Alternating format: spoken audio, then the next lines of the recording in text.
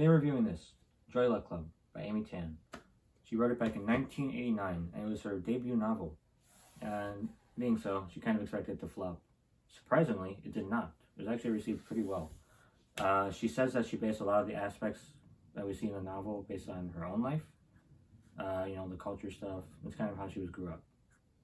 It's not like one-to-one, but, inspiration, I guess.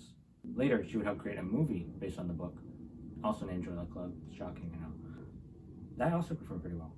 American public received it pretty nicely. Had one of the first movies have like a full Asian American cast. Yeah, pretty cool. Essentially, how I'm going to be reviewing this novel is I'll be looking at a couple key points. There's going to be the intro. I'm going to talk about how well I think it establishes the rest of the novel. There's going to be the plot itself, whether I think it works, whether I think it doesn't work, whether I like it, whether I don't. There's going to be the writing style, whether it captivates me, makes me want to read more, whether I don't like it at all, whether I think it's forced. There's going to be the characters, whether they're interesting, whether what they do makes sense, whether I care about them, all that stuff. And finally, like the ending. Do I like the ending? Am I satisfied with the ending? Does it make me think about the novel afterwards? Any of that stuff.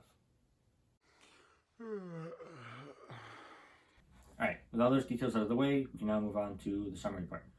If you don't know the plot already, you either didn't read the book, which I know is some of you, or you're watching this and you're not in my English class, which is kind of weird. The novel itself, it's split into 4 sections, each with 4 different parts, focusing on a different character. The very first part talks about Jing Mei. We kind of learn about her mother, how her mother passed away. We learn about how the Joy Luck Club was formed. It's the title of the book.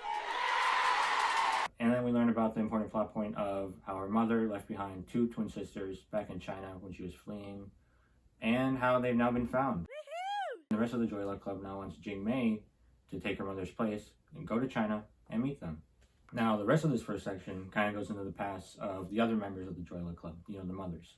There's Anne Mei, who, as a child, her mother, she was kind of estranged from the rest of the family. We've got Lindo, who was forced into an arranged marriage as a child. Eventually, she escaped.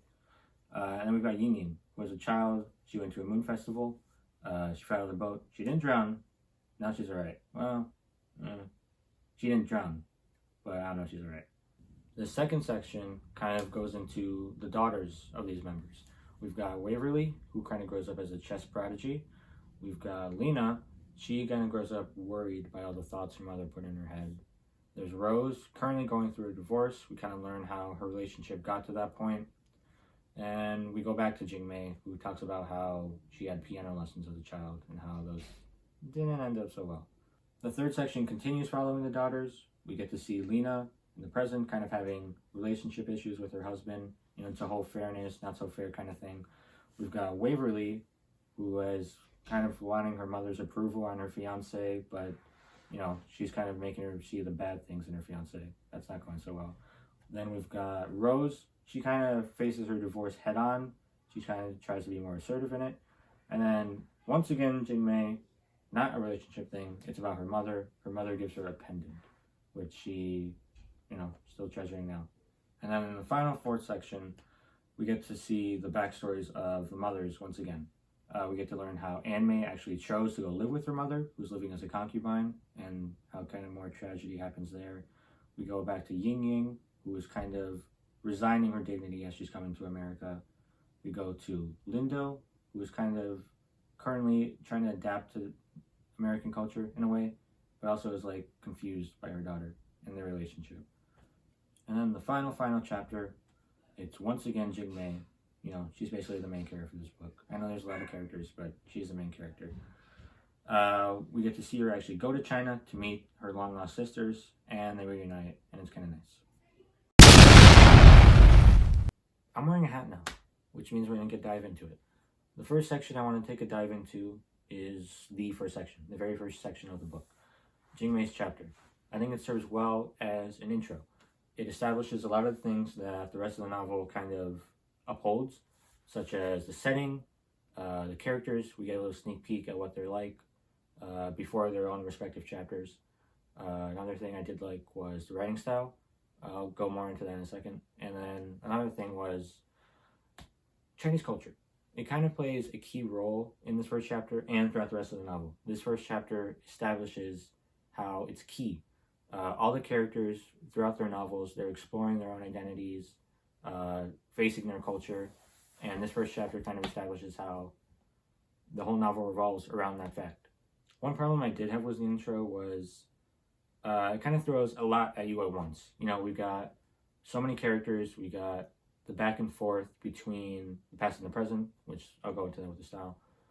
And I don't know, with all the names, this happens throughout the rest of the novel too, but in the intro, there's a lot of names to keep track of, and if you don't let it sink in quick, or you don't learn it quick, the rest of the novel does get confusing. So you have to know all the characters' names to be able to make sense of the rest of the novel, otherwise you're like, who's this?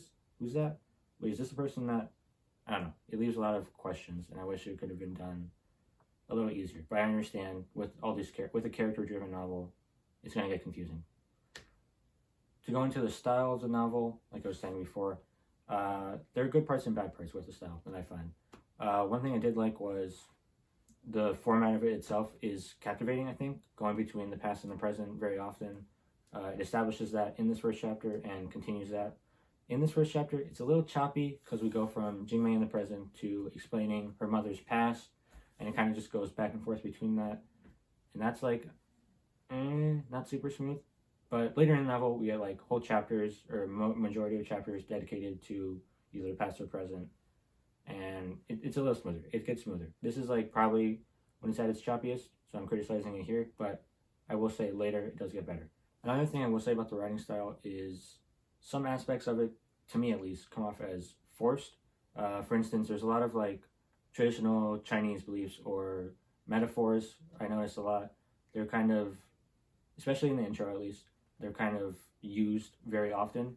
And after, a little bit, it adds to the novel, but at a point, if you keep using them, it starts to detract. You start to be like, oh, another metaphor. And I don't know. I feel like that was a little bit overused. And then kind of with that and the culture, this part is kind of personal. It's not I'm not attacking the novel for it, but this novel is really targeted towards the Chinese and Chinese American community. I don't know if you noticed, I'm not a part of it. So personally, with like all these beliefs and stuff like that thrown in, I can personally relate. There are obviously parts I can relate to, especially with like the parental relationship stuff. But with like the Chinese culture beliefs, I feel like it is targeted towards an audience that can relate to that, and I can't. So personally, I don't get the same benefit that, say, someone Chinese reading this would have. The second part I want to focus on is the middle part of the novel where we focus on daughters' lives. I like the part where we get to see all of their, it's not nice, but we get to see all their relationship issues. And we get to see how they kind of compare to one another. There is Waverly, who is dealing with her fiance and her mother's reaction to her fiance. And she's kind of looking for her approval in a way, but at the same time, she stands up for herself. She goes talk to her mother, and she realizes her mother only, in the end, wants what's best for her. I think it's a nice moment. It connects to earlier, when we learn about Lindo's life, arranged marriage and all that.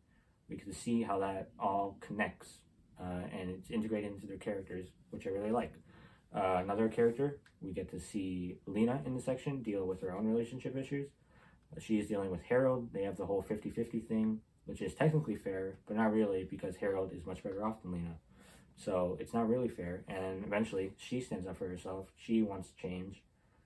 She talks to Harold about it. And then that also compares to Rose's life. She's dealing with a divorce in one of the sections in this area. And at first she's kind of submissive to all of it. She just agrees to whatever Ted says, but thanks to some of her mother's coercion in a way, she decides to stand up for herself. She fights the divorce. She wants more in the settlement. So seeing all three of them kind of stand up for themselves, it brings a nice comparison, which I liked. Character-wise, I think it's interesting how from earlier in the novel we kind of see the mothers and daughters kind of clash, where there's a bit of a generational divide. The mothers, they want what's best for their daughters, but the daughters, they only see it as, pressure from their mothers. They don't really see the good side until this part of the novel, when they finally start to realize their mothers care for them, you know? There are all these ideas between all of them about like the trauma the mothers face, the identity that the daughters are trying to find, and all these feelings of like inner shame. I don't know, all those kinds of ideas, they all come together and we see it influence the decisions that all these characters make. For that reason, I feel like character-wise, this novel really excels. It is a character-based novel, you know, it bounces between them and we see them grow, and that's something I like. So, for my last section, piece, little thingy, whatever, I want to focus on the last chapter of the novel. I want to talk about the ending and the plot surrounding it. Personally, I am not a huge fan of the ending or the plot. I feel like it all kind of was introduced in the first chapter, then not really developed throughout the rest of the novel, and then they brought it back at the end. And I don't know, it feels kind of disconnected. I think it could have been developed a little bit more. Had that happened, I think I would have given it a higher rating. But overall, I still really enjoyed it. The ending was still nice. It was nice to see her reunite with her sisters, but it could have been better to me. A part where I did think the plot was good was during Ame's chapter a little bit before, when she kind of moves in with her mother, and there's a whole tragedy. Throughout all of that, I was really invested, and parts like that throughout the novel I really like. But overall, it is a very character-driven novel, not very plot-driven, so a lot of the plot does not hold up to me. I don't know. But overall, I did like it. So, plot could have been better. Characters, really well done. Intro establishes really well. Ending could have been more satisfying. And the writing style, sometimes it works, sometimes it feels kind of forced. Overall, probably would give the novel a 4. I feel like that's pretty fair. And that's it. I'm done. I'm done. Good night. Goodbye, everyone. Like, comment, subscribe, the usual.